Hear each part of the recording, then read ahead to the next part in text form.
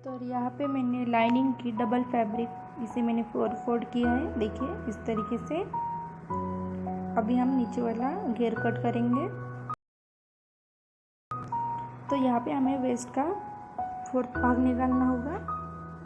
तो यहाँ पे मेरा जो भी मेजरमेंट आया है इसे मैं इस तरीके से इसके ऊपर डाल दूँगी। इस तरीके से हमें यहाँ पे निशान लगाना है, इस तरीके से देखिए, इसे राउंड शेप में लाना है। इस तरीके से पकड़ के इसे निशान लगाएंगे और इसे ड्रॉ कर लेंगे। अभी हम इसकी लेंथ मेजर करेंगे। तो आपको आपके टॉप की कितनी लेंथ चाहिए वो आपको देखनी है। तो यहाँ पे मुझे जितनी चाहिए उतनी मैंने ली है। तो यहाँ पर मैं इस तरीके से मार्क कर लूँगी जितनी लेंथ मुझे चाहिए इस तरीके से। अभी आपको ऊपर से नहीं पकड़ना है। अभी आपको जहाँ से आपने वेस्ट लाइन बनाई थी ना, वहाँ से आप इस तरीके से लाइन बनानी है। तो यहाँ पे मैं इस तरीके से लाइन बनाती जा रही हूँ, इस तरीके से। तो यहाँ पे हमारा फैब्रिक कुछ कम पड़ा है, हम एडजस्ट कर लेंगे। तो सबसे पहले इसे इस तरीके से ड्रॉ करेंगे और इसे कट करेंगे। वो कट हुआ भाग हम ऊपर लगाएंगे। तो आप हमें यहाँ पे इतना फैब्रिक कम पड़ रहा है, तो इसे हम अटैच कर लेंगे एडजस्ट में। तो इसे हम कट कर लेंगे सबसे पहले। तो यहाँ पे मैंने इसे कट किया है और बचा हुआ फैब्रिक है उसे मैंने इस तरीके से इसके ऊपर रख दिया है। इसे हम स्टिच कर लेंगे। तो इसके बाद ये बराबर आ जाएगा। इसे अच्छी तरीके से रखेंगे। तो ये हमारी 4 लेयर होगी, तो आपको भी 4 लेयर लेनी होगी। तो आपको कितनी लेंथ चाहिए उतनी इस तरीके से आपको मेजर कर लेना है। तो यहाँ पर भी हम पॉइंट बनाएंगे। तो इस तरीके से हमें निशान लगाना है। तो इस तरीके से तो ये हमारी प्रॉपर आ जाएगी।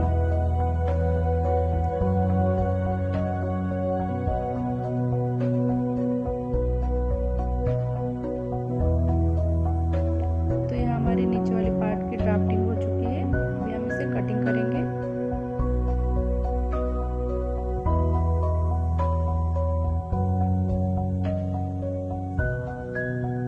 तो यहाँ पे आपको इसे कैसे स्टिच करना है वो मैं आपको दिखाऊंगी। इसे इस तरीके से लेना है और इसे पलट के इस फैब्रिक के ऊपर इस तरीके से रखेंगे।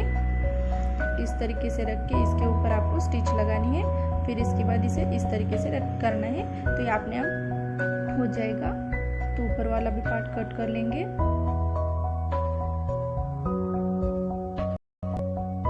तो ये हमारे टॉप की नीचे वाली साइड की ड्राफ्टिंग हो चुकी है। अब ऊपर वाला पार्ट कट करेंगे। तो यहाँ पे मैंने पेपर लिया है।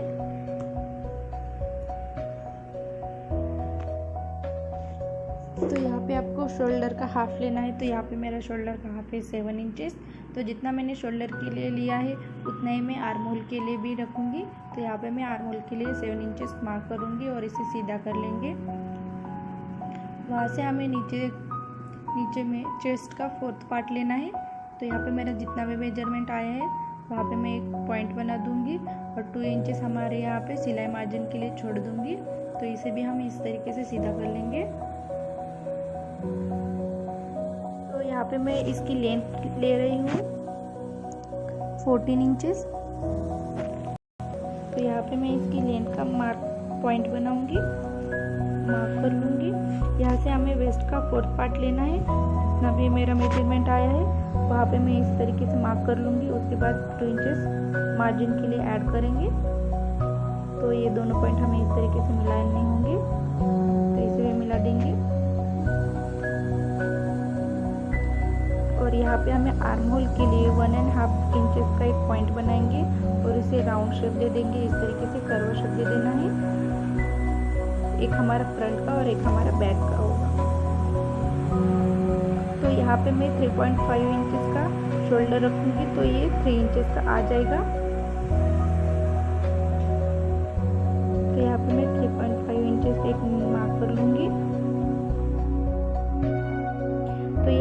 पेपर ड्राफ्टिंग हो चुकी है। आपको करना है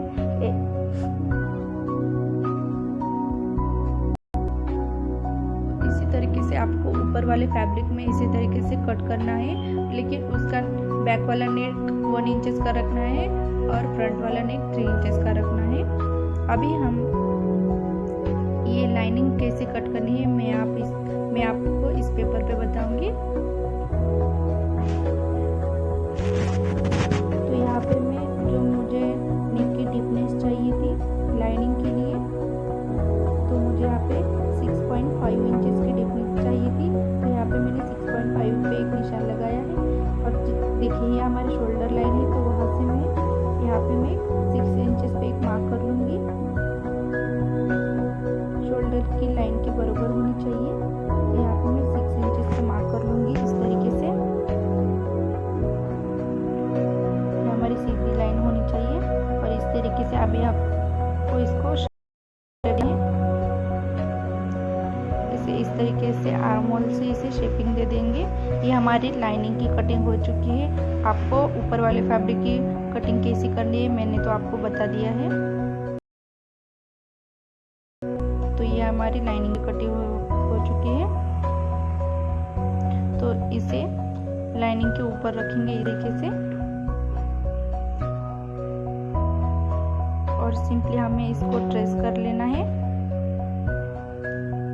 यहाँ पे आपको मार्जिन छोड़ने की कोई ज़रूरत नहीं है क्योंकि हमने पेपर पर ही मार्जिन छोड़ी थी।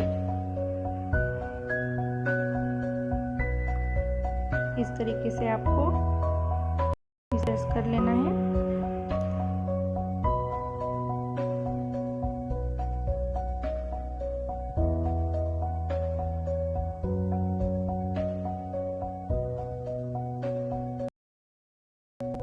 तो ये हमारी ड्राफ्ट हो चुकी है, तो अभी हम इसे कट करेंगे।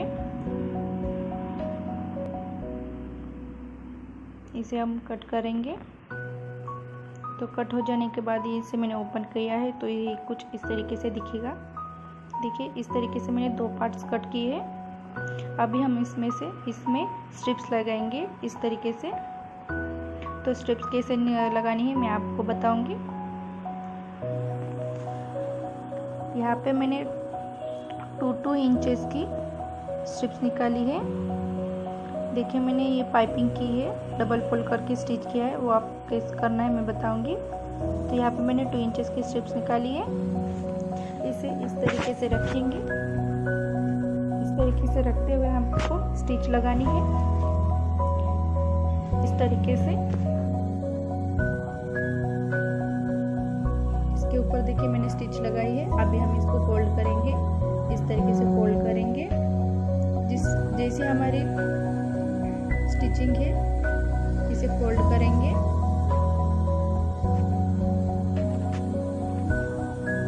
इस तरीके से फोल्ड करेंगे और यहाँ पे आपको इसके ऊपर स्टिच लगानी है। इस तरीके से आपको यहाँ से यहाँ तक लगानी है।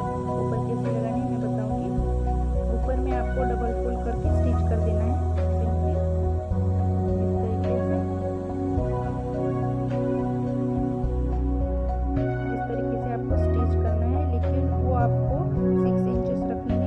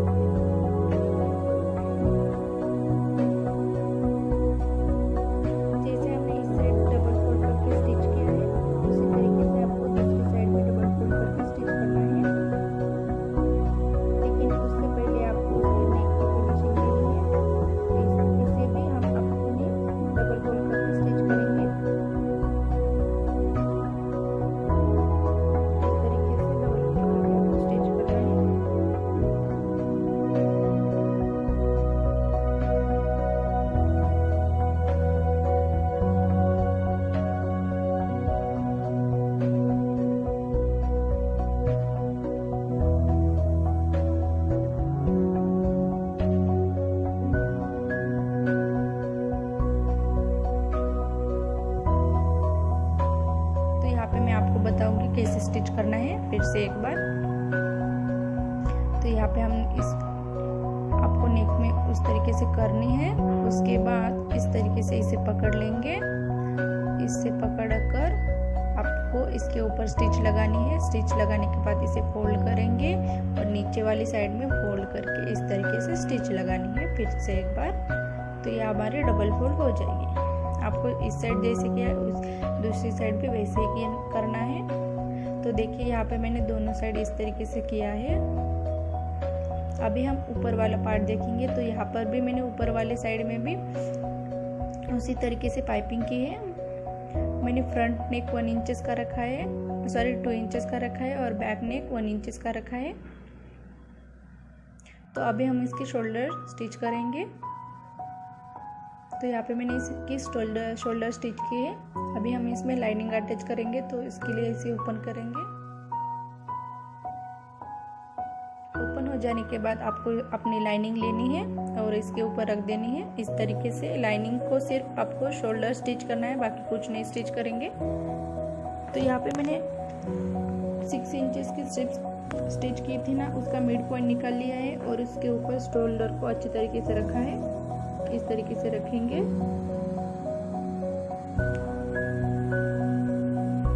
और हम सिर्फ शोल्डर स्टिच करेंगे और ये साइड वाली फिटिंग स्टिच करेंगे। आपको बाकी साइड स्टिच करने की ज़रूरत नहीं है। इस तरीके से साइड वाली स्टिच कर देंगे हम इसमें। तो देखिए यहाँ पे मैंने इसे स्टिच किया है, इस साइड मैंने स्टिच किया है और सिर्फ शोल्डर ही स्टिच किया है, बाकी कुछ नहीं स्टिच किया है। नेक में मैंने वैसा ही रख दिया है। तो ये देखिए ये हो चुका है।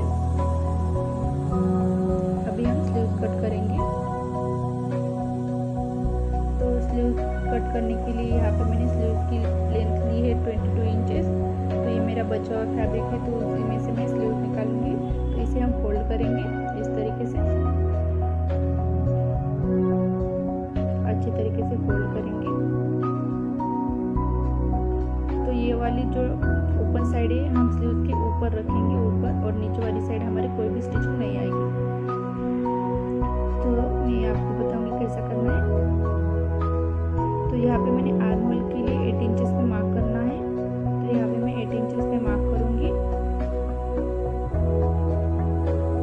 और एक लाइन बना दूंगी। फैब्रिक थोड़ा कम ज़्यादा है तो इसे अच्छे तरीके से कर लेंगे। इस साइड मैंने 2 इंचेस लिए सिंपली शेपिंग दे देंगे इस तरीके से। इस तरीके से शेपिंग दे देंगे और यहाँ से हम सीधा कर लेंगे क्योंकि हमारी ऊपर वाली साइड है। इस साइड जितना फैब्रिक है मेरा मैं उतना ही लूँगी। इसे हम कट करेंगे। तो यहाँ पे मैंने 2 इंचेस की स्ट्रिप ली है।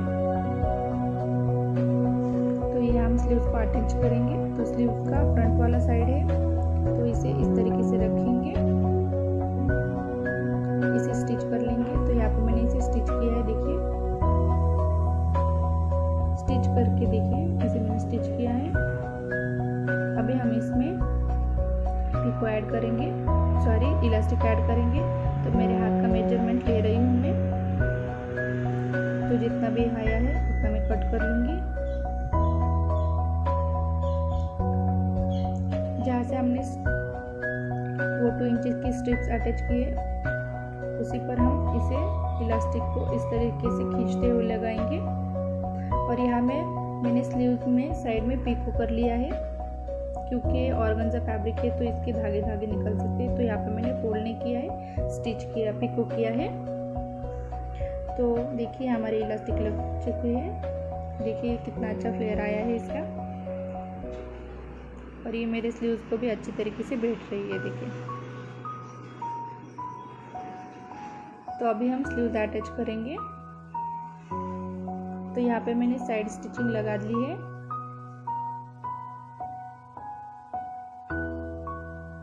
यहाँ पे आपको दोनों साइड फिटिंग की स्टिचिंग लगानी है। स्लीव्स कैसे अटैच करनी है वो मैं आपको बताऊंगी।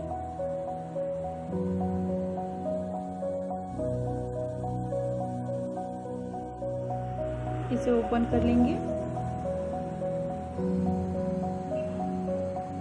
अभी हम स्लीव्स अटैच करेंगे। तो देखिए जो हमारे स्लीव्स का ओपन पार्ट था ना, उसे हम ऊपर लगाएंगे शोल्डर की तरफ, यहाँ पे लगाएंगे इसे। तो दोनों हमारी सीधी साइड है, तो इसे इस तरीके से रखेंगे, पलटेंगे और शोल्डर के ऊपर एक हमारा जो ओपन हिस्सा था उसे इस तरीके से रखते हुए इस तरीके से राउंड में स्टिच कर लेना है, इस तरीके से, और इसे स्टिच कर लेंगे। तो यहाँ पे देखिए मैंने यहाँ पे इसे स्टिच किया है और ये ओपन वाला पार्ट हमारे शोल्डर की साइड आया है। देखिए यहाँ पे मैंने दोनों स्लीव्स अटैच कर लिए हैं। तो इसे मैंने सीधा किया है। तो देखिए हमारे स्लीव्स कितनी अच्छी आई है। आप चाहे तो यहाँ पे 2 बटन्स लगा सकते हो। तो ये हमारे देखिए ऊपर वाली साइड है। तो ये पिको करने के बाद इसका लुक बहुत अच्छा आया है। अभी हम नीचे वाला पार्ट देखेंगे। तो जैसे मैंने लाइनिंग कट की थी उसी तरीके से मैंने फैब्रिक भी कट किया है, और जो हमारे टुकड़े टुकड़े थे उसे भी हमने ज्वाइन कर लिया है, और नीचे वाली साइड में मैंने पिको भी कर लिया है। तो यहाँ पे मैंने साइड स्टिचिंग भी लगा ली है दोनों साइड। वैसे ही मैंने ऊपर वाली फैब्रिक को भी किया है। तो इसे मैंने साइड स्टिच भी किया है और इसे मैंने पिको भी कर लिया है। देखिए पिको से इसका लुक बहुत अच्छा आया है। ये हमारा ऑर्गेन्जा फैब्रिक है, तो इसे पिको करने के बाद ही इसका फ्लेयर बहुत अच्छा आएगा। आप चाहे तो वायर पिको भी कर सकते हो। तो अभी हम इसे अटैच करेंगे, तो इसे सीधा कर लेंगे। मेरी सीधी वाली साइड नीचे की तरफ है, उसके ऊपर हमें लाइनिंग सीधी रखनी है नीचे की तरफ लेते हुए। इस तरीके से दोनों सीधी साइड नीचे की तरफ आनी चाहिए। देखिए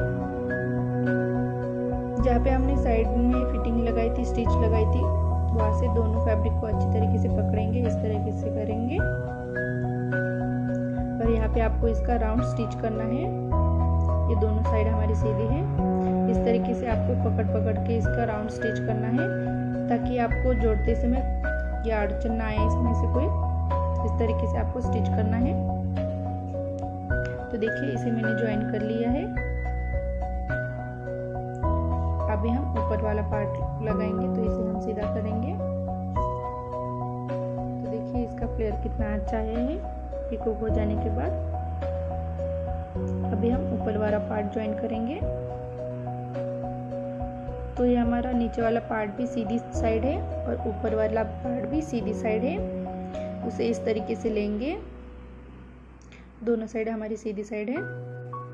इस तरीके से पकड़ेंगे जहाँ से हमने साइड फिटिंग की थी दोनों फैब्रिक की।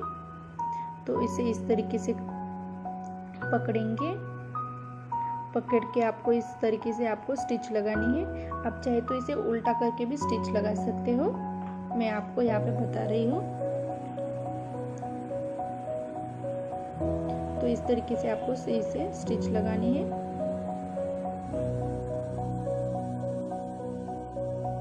तो यहाँ पे मैंने इसे स्टिच किया है। देखिए इसे मैं सीधा करके बताऊंगी। तो देखिए इसे तो सीधा हो जाने के बाद देखिए इसका लुक कितना अच्छा आया है। ये हमारा फ्रंट नेक है। देखिए तो ये हमारी स्लीव्स भी बहुत अच्छी आई है। तो स्लीव्स के नीचे में यहाँ पे मैंने एक बिट्स लगाई है और ऊपर की साइड कुछ भी नहीं ली है। नीचे वाली साइड हमारी कोई भी स्टिचिंग नहीं है।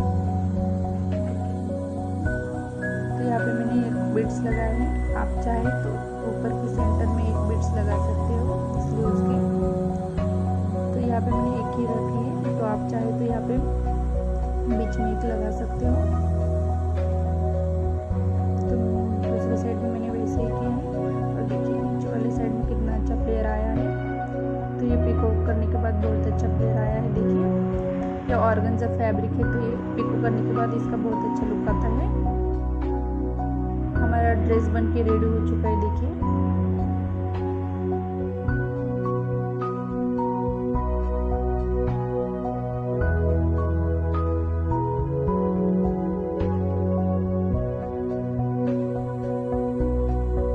प्रेस हो जाने के बाद देखिए इसका लुक कितना अच्छा आया है।